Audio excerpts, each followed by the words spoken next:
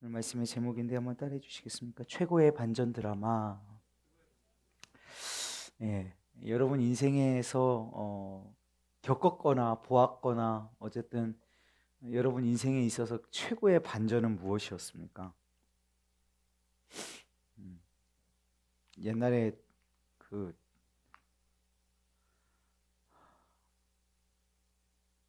브루스 윌리스인가? 영화 제목 빨리, 나 지금 안 떠올라.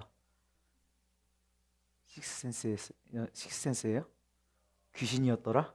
어, 어, 어떤 게 여러분에게 있어서 최고의 반전 드라마였나요? 가장 최근에 이건 진짜 대박이었다라고 생각했던 건 우리나라가 월드컵 16강을 간 거였습니다. 어, 그거는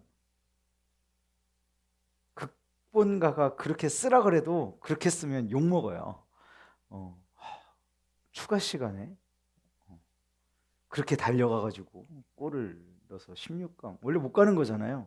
당연히 못 간다고 생각하고 그래도 유종의 미를 거두자 그랬는데 그런 드라마 여러분의 인생에 있어서 겪었던 가장 최고의 반전 드라마가 무엇인지는 모르겠지만 오늘 결론부터 말씀을 드리면 우리의 부활은 가장 긴 서사가 있는 가장 역사가 길고 오래된 극적인 반전 드라마가 부활로 쓰여졌다라는 말을 오늘 여러분에게 전달하고 싶습니다. 오늘 부활 설교를 제가 준비를 했는데 제가 그동안 부활 설교들을 여러분들과 벌써 한 4, 5년 해가면서 부활 설교를 부활절마다 계속 했어요. 그러면서 이번에는 무슨 설교를 해야 될까 고민을 해서 제가 5년 동안 4, 5년 동안 했던 부활절 설교 대지를 다 뽑아봤습니다. 설교문들을 다 확인해 보니까 부활의 역사성도 얘기했고 부활을 반대하는 사람, 그러니까 부활을 믿지 못하는 사람들이 내거는 그 부활이 사실이 아닐 수 있는 가설들 한 세네 가지가 있거든요. 뭐 시체 도난설, 예수님 기절설, 막 이런 것들이 있어요. 이런 것들도 다 설명을 드렸고, 그래서 오늘은 부활에 대해서 무슨 말을 해야 될까 생각을 하다가 그냥 부활 그대로 한번 전달해 보고자 하는 생각을 해봤습니다. 그래서 부활에 대한 무슨 신학적인 얘기, 뭐 이러저런 얘기보다는 그냥 부활이 우리에게 갖는 의미에 대해서 여러분들과 잠시 나누고자 해요. 조금 마음을 편하게 하셔도 될 것 같습니다. 막 어렵거나 무겁거나 그런 내용이 아니니까요. 고개도 한번 돌리시고요. 어깨도 한번 축 늘어뜨리세요. 잘한 얘기가 아니라 어깨도 한번 푸시고 편안한 마음으로 오늘 말씀을 함께 마주해 보고자 합니다. 여러분, 기독교 신앙의 가장 핵심이 되는 두 축이 있습니다. 기독교 핵심에 있어서 두 축이 있어요. 절기로서의 두 축은 누가 뭐래도 현재 우리가 지내오고 있는 동안 기독교의 가장 큰 행사는 성탄절이겠고 또 부활절일 것입니다. 그런데 우리 기독교 신앙의 핵심에 있어서 가장 중심이 되는 핵심, 그러니까 이걸 놓치고 있다면, 이걸 믿지 않고 있다면 우리는 제대로 된 신자가 아닐 수 있는 그 가장 중요한 핵심이 무엇이냐면 바로 십자가와 부활입니다. 그러니까 예수님의 고난, 예수님의 죽음과 부활이 우리의 가장 핵심이 됩니다. 여러분, 십자가 없는 부활은 의미가 없죠. 한번 생각을 해볼까요? 십자가 없는 부활이 의미가 뭐가 있을까요? 십자가가 없이는 부활이 존재하는 것 자체가 논리적으로 성립이 되지가 않죠. 부활은 뭐예요? 죽었다가 살아나는 것이죠. 죽었다가 살아나는 것이 부활이라면 죽음이 없이는 부활은 또한 존재할 수 없는 것이죠. 마찬가지로 반대로 부활이 없는 십자가는 비참함으로 끝이 납니다. 예수님이 십자가에 죽으셨어요. 거기가 끝이라면 그것은 우리에게 소망이 아니라 절망일 뿐이겠죠. 그래서 십자가 없는 부활은 의미가 없고 부활이 없는 십자가는 비참한 것입니다. 그래서 우리는요, 반드시 이 십자가 신앙을 통과해서 예수 그리스도께서 당하신 그 십자가의 죽음을 통과해서 다시 사는 부활의 신앙으로까지 나아가는, 그래서 십자가와 부활이 함께 가는 이 신앙을 거쳐야 합니다. 여러분, 십자가 신앙, 먼저 두 가지를, 우리가 십자가 신앙과 부활 신앙, 이 두 가지를 한번 살펴볼 건데요. 첫 번째로 십자가 신앙이란 예수님의 십자가가 나의 죄를 위한 것임을 가슴 깊이 깨닫고 그 사랑 안에 거하는 것입니다. 영혼 깊은 곳에서 솟아나는 회개의 눈물을 흘리며 주님 앞에 엎드릴 때 옛사람이 죽습니다. 회개에 대해서 얘기할 때 제가 지지난 금요 기도회인가요? 그때도 회개에 대한 설교를 하면서 이런 얘기를 드렸는데, 회개라는 것이 그냥 우리가 머리로 지성적으로 하나님, 제가 생각하기에 이러한 것을 하나님께 잘못한 것 같아요. 하나님의 말씀대로 이렇게 살았어야 됐는데 이렇게 살지 못했어요. 하나님 용서해 주세요. 여러분, 물론 이것도 회개를 시작하는 단계이기는 하겠지만 이게 진정한 회개라고 볼 수 있을까라고 생각한다면 회개의 수박 겉핥기 정도 수준에 머무는 것입니다. 회개란 무엇이냐면 단절된 예수님과의 죄로 인해서 단절된 예수님과의 관계를 회복하기 위해서 나의 심령을 토로하고 자복하고 정말 통회하는 심령으로 주님 앞에 눈물로 나아가서 그 주님과의 깨어진 관계 가운데에서 주님과 내가 다시 만나게 되는 놀라운 역사가 회개거든요. 그러니까 결국은 주님과의 만남, 스파크가 일어나는 데까지 우리는 가야 되는데, 우리가 회개 기도합시다 그러면 하나님 저 이거 잘못했어요, 이거, 물론 그렇게 시작하는 것입니다. 그렇게 시작하지만 결국은 그 관계를 통해서 주님과의 만남의 현장까지 나아가는 것이 회개일 텐데, 우리가 너무 수박 겉핥기에 회개만 하고 있는 것은 아닌가?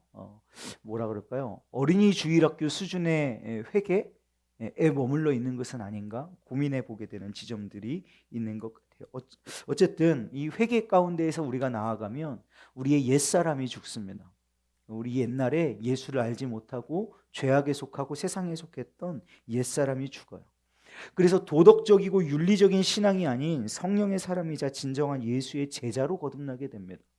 예전에는 이렇게 윤리적인 것들, 도덕적인 것들이 우리의 잣대가 되고 지성적으로 우리가 예수님을 알고 배우고 믿었다면, 우리가 진정한 회개를 통해서 예수 십자가가 나의 십자가이고 예수의 죽음이 나의 죽음이라는 것이 믿어지고 나면 우리는 더 이상 그것이 머리에만 있는 것이 아니라, 우리 목사님 설교 말씀에서 등장했던 그 김혜자 맞나요?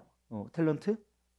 김혜자 권사님이 쓰신 책에 나와 있는 것처럼 머리에서 가슴까지의 거리가 그렇게 멀고 가슴에서 우리의 손까지의 거리가 더 멀다라고 얘기를 하는 걸 보았거든요. 우리의 머리에서 가슴까지 오는 것도 참 힘든데 이 가슴에 있는 게 우리의 손으로 행동으로 나아가기까지는 더 길다라고 말씀을 하는 거예요. 여러분, 우리가 지식적으로 알고 우리가 그동안 여태까지 경험적으로 그동안 신앙생활을 해오면서 거의 다 지금 모태신앙들이니까 태어나면서 지금까지 교회 안에서 생활을 해가면서 이렇게 하는 거야, 그리고 그렇게 안 하는 게 오히려 더 어색한 우리의 모습들이 있다면, 이제 그런 신앙생활을 벗어나서 그 십자가의 죽음이 나의 죽음이고 그 십자가의 고난이 내가 당했어야 할 고난이라는 것이 내게 믿어지는 순간이 다가오면 어떻게 되느냐면 예수님을 진실로 나의 주라고 고백한다는 거예요. 이것은 예수를 내가 아는 것과 내가 예수를 만나는 것은 완전히 다른 이야기, 다른 차원의 이야기입니다. 얘기를 해볼까요? 제가 주로 이런 예를 드는데요. 우리나라 지금 대통령 누구죠? 우리나라 대통령 다 알죠? 그죠? 윤석열 대통령님이시잖아요. 제가 윤석열 대통령을 알까요, 모를까요? 알아요. 여러분 알듯이 저도 다 알아요. 그런데 우리가 예수님을 알 때 이렇게 안다고요. 우리가 윤석열 대통령 알듯이 우리가 예수님을 알아요. 아, 그런 분이시래. 어떤 분이시래. 어떤 업적이 있대. 어떻게 하셨대. 어떻게 사셨대. 어떻게 죽으셨대. 다 안단 말이에요. 그런데 내가 진짜 윤석열 대통령을 알아요? 그분과의 친밀한 교제를 통해서 그분을 내가 아냔 말이에요. 그렇지가 않아요. 윤석열 대통령은 내가 누군지 어떻게 알 거예요? 모르죠. 저도 1대1의 관계가 없으니까 직접적으로 뭐 악수 한번 나눠본 적이 없는데 뭐 알겠어요?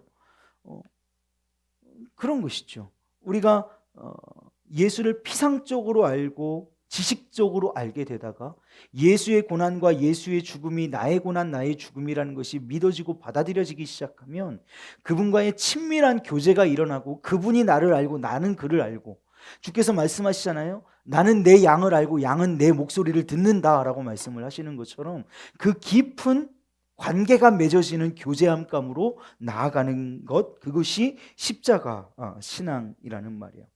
그런데 우리가 이 십자가 신앙에 머물지 않고 부활 신앙으로까지 나아가야 하는데, 이 옛사람이 죽었다고 말씀을 드렸잖아요. 십자가 신앙을 통해 우리의 옛사람이 죽었다고 말씀을 드렸는데, 옛사람이 죽으면 반드시 새 사람이 일어납니다. 이건 같이 일어나는 이렇게 화학작용 같은 거예요. 이게 A가 떨어지면 B가 되는 것이 법칙인 것처럼 우리가 예수를 믿고 십자가 신앙으로 나아가서 예수님과 나의 인격적인 만남이 이루어져서 스파크가 튀면 우리의 옛사람은 죽고 옛사람이 죽음과 동시에 우리의 새 사람은 일어나게 되어 있다는 거예요. 이것은요, 세상의 기쁨과는 비교도 되지 않는 하늘의 기쁨으로 가득 차고요, 우리의 무너졌던 것들이 다시 회복되고 빛을 잃었던 것들이 되살아납니다. 이제부터는 내가 사는 것이 아닌 내 안에 살아계신 그리스도의 능력으로, 정말 내 능력이 아닌 예수 그리스도의 능력으로 살아가게 되는 그 부활의 능력을 힘입게 되는 것이죠. 여러분, 하늘의 영광을 버리고 이 땅에 오신 예수님께서 참 겸손하게 이 땅에 오셨죠. 우리가 성탄절 되면 우리 예수님이 참 낮은 곳으로 오셨다라고 얘기를 하잖아요.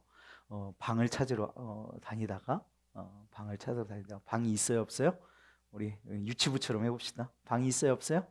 없죠? 방이 없으니까 결국은 어디에 가요? 말 구유에 가죠. 말 구유에다가 말 음식물 먹는 그 모이통에다가 낳은 예수님을 올려놔요. 그리고 나서 황금과 모략과 가지고 와가지고 경배하고. 여러분, 이게 참 너무 역설적이고 너무 좀 이렇게 드라마가 진부하죠. 예수님이 오시는데 이제는 이게 제가 참 진부하다고 느껴지는 것들이, 아까도 말씀드렸듯이 극본가도 이렇게 쓰면 안 되는 거예요. 글을 이렇게 드라마 흥행하는 드라마를 만들 때 이렇게 완전 끝에서 완전 끝까지를 널뛰기를 하는 드라마를 쓰면 이거 드라마 흥행 잘 안 됩니다. 약간의 그 선을 가지고 선을 넘나들면서 꼭 그 이길 것 같은, 그런데 또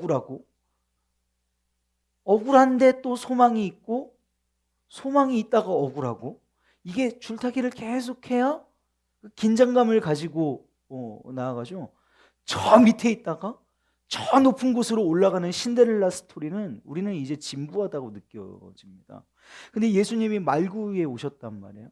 말구유에 오시고 이 땅에 살아가시면서 병든 자의 친구가 되어주시고, 가난한 자의 친구가 되어주시고, 민족의 반역자라고 얘기했던 세리들의 친구가 되어주시다가 결국은 십자가, 인류의 역사상 최악의 사형틀이라고 하는 십자가에 달려 죽으시는 그 낮고 낮아지는, 계속해서 한 번도 높아지신 적이 없이 낮아지시기만 하는 이 스토리를 우리는 지금 보이고 있다라는 거예요. 그런데요, 빌립보서 2장에서는 오늘 우리가 읽은 성경 말씀에서는요, 이렇게 말하고 있어요. 2장 9절 말씀에 이렇게 기록합니다. 이러므로 하나님이 그를 지극히 높여 모든 이름 위에 뛰어난 이름을 주셨다. 여러분, 여기서 지극히 높여라고 하는 말은 이게 최상급의 표현입니다. 더 높아질 데가 없을 때까지 높이셨다, 이 말이에요. 그러니까 하나님께서 예수 그리스도의 이름을 더 높일 수 없는 그곳까지 높여주셨다라는 거예요. 여러분, 반전 드라마도 이렇게 쓰면 망한다고 말씀을 드렸죠. 낮은 자의 자리에 오셔서 낮은 자리로 그 낮은 자의 극치가 어디였냐면 십자가였고, 십자가에서 산 것도 아니고 죽으셨어요. 분명히 죽으셨어요. 분명히 죽는 데까지 낮아지셨다가 극적인 반전 드라마를 쓰는데 그를 하나님이 부활시키시는 겁니다. 그 부활에서 낮고 낮은 결국은 우리 예수 그리스도께서 음부에까지 지옥에까지 닿았다가 결국은 모든 이름 위에 뛰어난 이름을 주사 지극히 그를 높이셔서 가장 높은 더 높일 수 없는 그 높음까지 올리시는 놀라운 역사를 우리로 보게 하신다는 것입니다. 어디에서 어디예요? 죽음에서 부활까지 있으시는 반전 드라마예요. 여러분, 이것은 예수 그리스도, 물론 성경이 예수 그리스도에 대한 책이기 때문에 죽음에서 부활까지가 반전 드라마이지만 성경에 나오는 아주 칸칸이 성경 곳곳에 하나님께서는 이런 반전의 역사들을 계속해서 마치 이것들을 내가 좀 먼저 보여주고 싶어, 너희에게 예수의 역사가 이렇게 일어날 거야 라고 보여주시는 것처럼 곳곳에 기록되어지고 있습니다. 여러분, 나이 100살이 되도록 아이가 없었던 아브라함에게 이삭이라는 아이가 생겨요.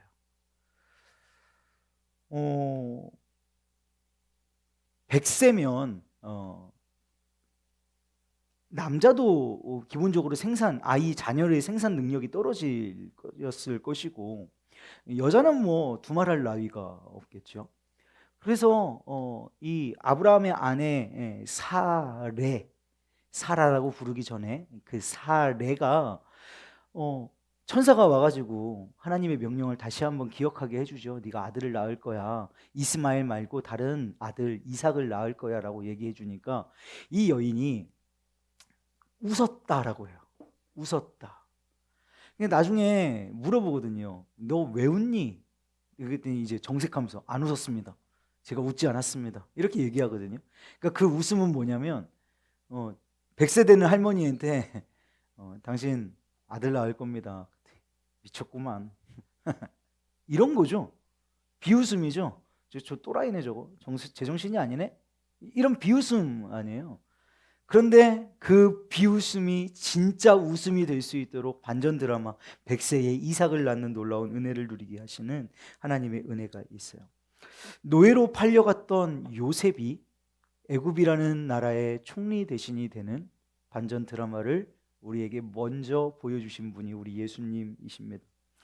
애굽의 기마대가 뒤에서 쫓아오고 있어요. 앞에는 홍해가 가로막고 있습니다. 이제는 죽었구나. 이제는 우리는 노예로 이 땅에 다시 끌려가거나 아니면 우리는 여기서 죽는구나 라고 모든 소망이 끊어진 절망의 순간에 우리 주님은 홍해를 가르시는 놀라운 반전 드라마를 쓰시는 분이 우리 하나님이시라는 거죠. 여러분, 우리가 이 예수 그리스도가 이 땅에서 하신 일들도 다 최악을 최상으로 바꾸신 대반전 드라마의 연속이었어요. 예수님을 만나니까 민족의 반역자였던 세리들은 예수님의 친구가 되었고, 장님은 예수님을 만나고 눈을 뜹니다. 안전뱅이는 예수님을 만나고 일어나 걷게 되었고요. 죽었던 사람은 예수님을 만나고 살아났습니다. 달리다 쿰 하시니 소녀가 일어났습니다. 나사로야 나오너라 하니까 죽었던 그가 무덤 밖으로 살아나왔습니다. 그리고 예수님의 죽음과 부활, 십자가와 부활은요, 창조일의 가장 엄청난 대역전 드라마의 시작이었습니다. 당신이 만드신 피조물들은 당신을 만드신 창조주를 죽였지만 우리 주님은 죽음에 머물러 계시지 않고 부활하셔서 하늘 보좌 높은 곳에 앉으셨습니다. 우리의 인생도요, 예수님을 만나는 그 순간부터 패배에서 승리로 옮겨가는 줄로 믿습니다. 우리 예수님이 죽음에서 부활로 옮겨가신 것처럼 우리의 삶에도 주님을 만나게 되면 우리도 죽음에서 어디로요? 부활로요. 우리도 약함에서 강함으로, 우리도 가난함에서 부요함으로, 우리가 뒤집어 써야 할 죄에서 무엇으로요? 화관을 덮으시는 하나님의 놀라운 은혜를 누리게 됩니다. 우리 그래서 찬양 하잖아요. 그 찬양 뭐죠? 내가 지금 비몽사몽하네, 그죠? 슬픔 대신 희락을, 죄 대신 화관을, 슬픔 근심 대신 찬송의 옷을 주셨네. 이 놀라운 반전의 역사를 예수 그리스도의 십자가와 부활로 쓰시고 그 놀라운 역사를 우리에게도 쓸 수 있도록 허락해 주신다라는 거예요. 여러분, 패배의 인생에서 승리의 인생으로 바뀐 한 신앙의 선배가 있습니다. 그의 이름은 사도 바울입니다. 사도 바울은 성령님이 그의 가슴에 뜨겁게 역사하시면서 열어주시는 이 대역전 드라마의 최후 결말을 본 사람입니다. 그는 삼층천을 다녀왔다고 얘기를 하고요, 그 하나님 나라의 영광을 보고 온 사람이라고 얘기해요. 그가 환희와 비전에 취해가지고 흥분된 목소리로 지금 선포하고 있는 겁니다. 오늘 10절 11절 말씀 한번 보세요. 제가 한번 그 바울의 심령이라면 이럴 것이다 라고 한번 여러분에게 말씀드려 볼게요. 자, 그 하나님의 반전 드라마, 하나님이 얼마나 높이 올라가셨는지를 한번 봐. 하늘에 있는 자들과 땅에 있는 자들과 땅 아래에 있는 자들로 모든 무릎을 예수의 이름에 꿇게 하시고 모든 입으로 예수 그리스도를 주라 시인하여 하나님 아버지께 영광을 돌리게 하셨느니라. 여러분 보세요. 하늘에 있는 자들 누구예요? 천사들이죠. 하늘에 있는 자들, 땅에 있는 자들, 지금 살아가고 있는 우리들, 땅 아래에 있는 자들, 이미 죽은 이들. 그러니까 죽고 살고 저 하늘에 있는 모든, 그러니까 이 창조 세계뿐만 아니라 영적인 세계에 있는 모든 것들이 다 모든 무릎을 누구의 이름 앞에 꿇게 한다? 예수의 이름 앞에 꿇게 한다. 여러분, 근데 이 예수의 이름이 어떤 예수의 이름이냐면 죽은 예수의 이름. 죽었던 예수의 이름에 꿇게 하시는 거예요. 근데 그 예수의 이름은 죽고 거기가 끝이었던 예수의 이름이 아니라 부활하심으로 사망과 죽음의 권세를 모두 이기신 그 놀라우신 예수 그리스도, 더 높은 곳으로 올릴 수 없을 만큼 지극히 높여놓으신 그 예수님의 보좌 앞에 무릎으로 나아갈 수밖에 없게 만드시겠다고 말씀하고 계시는 거예요. 그래서 그 모든 사람들이, 그 모든 영혼들이, 그 모든 피조물들이, 그 모든 천사들이 예수 그리스도를 뭐라 시인한다? 주라 시인한다. 여러분, 예수 그리스도가 저와 여러분의 주이시기를 주님의 이름으로 축복합니다. 예수 그리스도가 그냥 3대 성인 중에 한 명이거나 아니면 죽었던 자들이거나 이 땅 가운데 착하게 살다가 좋은 말 많이 한 사람으로 여러분에게 남지 않기를 원합니다. 그분이 나의 생명이요, 그분을 믿음으로 말미암아 내가 얻는 구원의 조건과 이유와 내 삶의 목적이 되시기를 주님의 이름으로 축복합니다. 그분이 우리의 목자가 되어주시고 우리는 그분의 양이 되어주기를 원해요. 우리는 가지가 되어지고 그분은 우리의 나무가 되어지기를 원합니다. 그분이 없이는 살 수 없는 우리들이라고 고백할 수 있기를 원해요. 여러분, 신앙생활 하면서요, 줄타기 하지 마십시오. 여러분, 신앙생활을 하면서 저도 마찬가지였어요. 저도 청년의 시절에 신학을 하고 그렇게 주님 앞에 삶을 드리겠다고 결단하기 이전에 저도 아주 교묘한 줄타기를 하면서 신앙생활을 합니다. 이게 뭐냐면 세상에 한 발, 그리고 믿음의 신앙 안에 한 발. 제가 생각하기에 이 비중이 50대 50은 아니었던 것 같고요. 신앙으로 판단하는 기준이 한 70, 그리고 세상의 기준을 포기하지 못하는 것이 한 30, 이 정도 됐던 것 같아요. 여러분 한번 지금 무게추를 여러분 한번 재보세요. 여러분이 신앙생활을 해가면서 여러분의 삶을 살아가면서 추가 어느 쪽으로 지금 기울어지고 있는지를 한번 생각해 보세요. 그런데 신앙은요, 무게추를 재는, 세상과 내 믿음과 무게추를 재는 게 신앙이 아니에요. 신앙은 여러분 잘 보세요. 신앙은 50대 50, 60대 40, 70대 30, 80대 20 이런 게 아닙니다. 신앙은 그냥 100대 빵입니다. 이게 신앙이에요. 그래서 신앙생활 한다는 것이 어렵다고 느끼고요, 신앙생활을 시작하는 사람들이 참 결단하기가 어려운 부분이 이런 거예요. 아니, 적당히 해. 적당히 이만큼 하고 이만큼 하면 하나님도 다 알아주실 거야. 여러분, 그렇게 얘기하는 말들에 속지 마십시오. 신앙생활은 100대 빵입니다.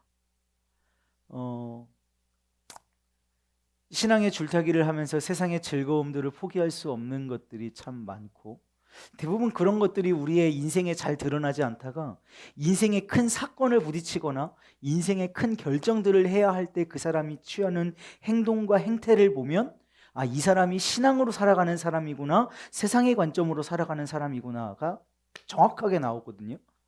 여러분 한번 점검해 보십시오. 내가 무엇을 결정할 때 나의 기준은 무엇인가? 신앙적인 요소가 있는가?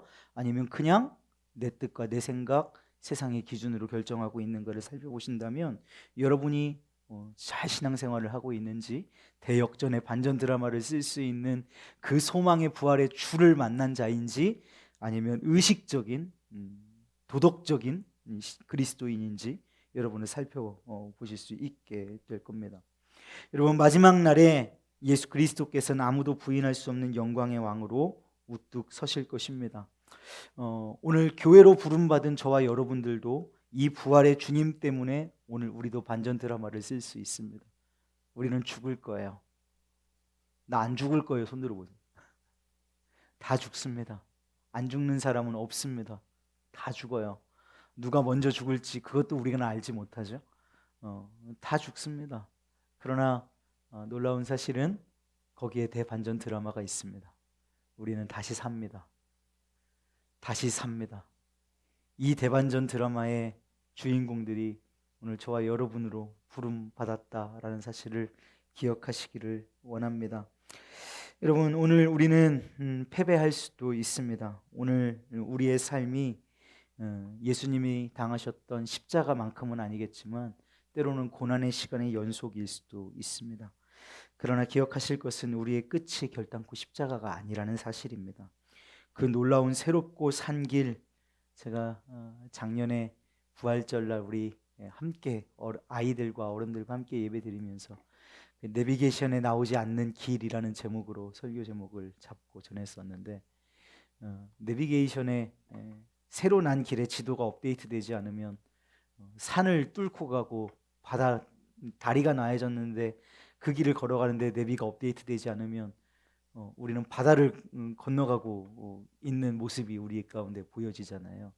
부활이 그런 길이에요. 분명히 새로 난 길인데, 분명히 새로 지어진 길인데 우리 인생 내비게이션에 아직 업데이트가 되지 않은 거죠. 그래서 우리는 새롭게 난 그 길을 알지 못하지만 그 길은 반드시 있는 길이라는 겁니다. 그게 우리의 반전 드라마의 결론일 것입니다. 어떤 이도 쓸 수 없고 어떤 이도 상상하지 못했던 그 놀라운 부활의 길이 오늘 우리에게 펼쳐져 있고요. 오늘 우리는 결코 승리할 것입니다. 그 승리의 주님이 오늘 저와 여러분의 주님이 되시기를 주님의 이름으로 축복해요.